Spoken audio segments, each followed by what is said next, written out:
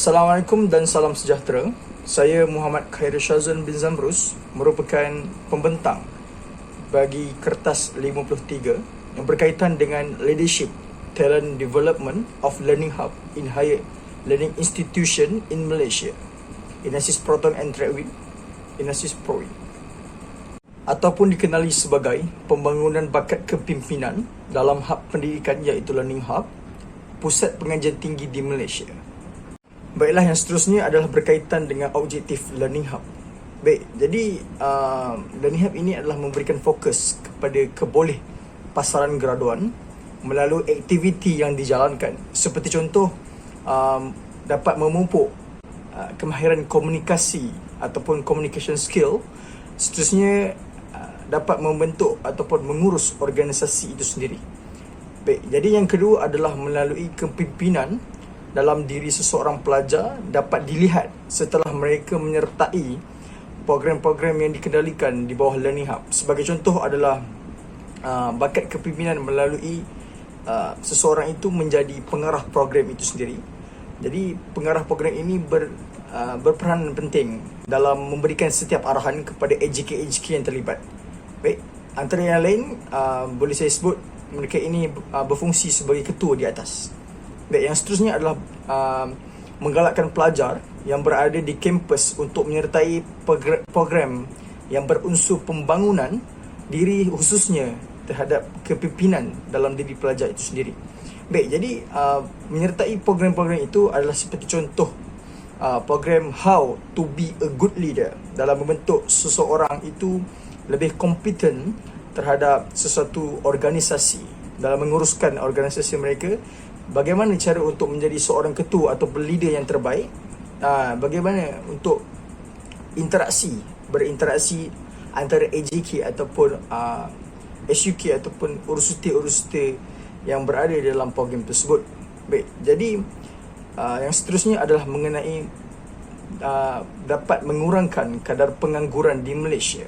Sebagai contoh, dalam Learning Hub ini membentuk insan itu sendiri dari segi untuk mempelajari bagaimana cara-cara untuk marketing, cara untuk belajar marketing, cara untuk editing, bagaimana untuk memupuk semangat entrepreneurship ataupun keusahawanan itu sendiri melalui program dropship ataupun agent sebagai agent kuih melalui program rumah kuih. Baik, yang seterusnya adalah berkenaan dengan kepimpinan pelajar. Dalam organisasi Learning Hub itu sendiri, kita dapati yang pertama sekali yang menerajui Learning Hub itu adalah pengarah, yang seterusnya dibantu oleh timbalan pengarah, setiausaha, bendahari dan jawatankuasa yang lain berperanan untuk memastikan kelancaran program dijalankan oleh Learning Hub. Yang kedua adalah berkaitan dengan ciri-ciri kepimpinan pelajar itu dipupuk melalui keupayaan dalam mempengaruhi, memotivasi, mengubah sikap atau tingkah laku orang lain. Yang ketiga adalah medan, sebagai medan untuk mengasah bakat dan skill yang terpendam seperti bakat kepimpinan melalui organisasi. Dan yang terakhir adalah pengalaman dan pendedahan.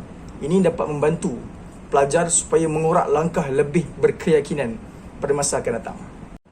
Baik, program-program Learning Hub bagi sesi 2020-2021. Yang pertama adalah melalui hub ataupun department community adalah program edaran rumah kuih ketika musim perayaan Aidilfitri kepada barisan hadapan seperti di klinik, di hospital dan di balai polis Bukit Kayu Hitam serta Changgla.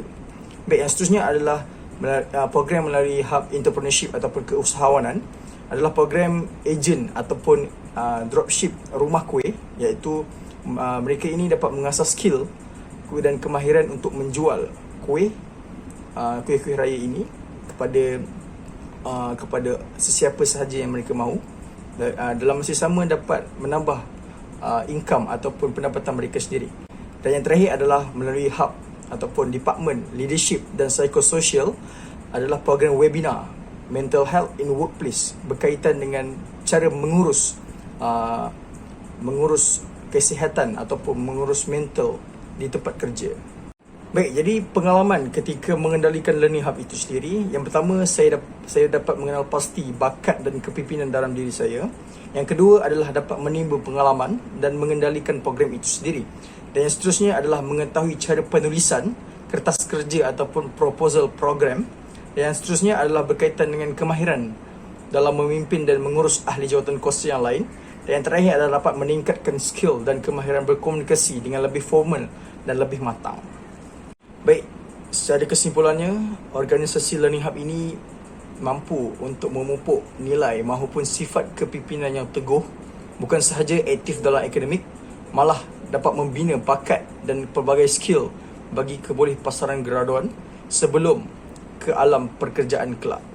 Sekian, terima kasih.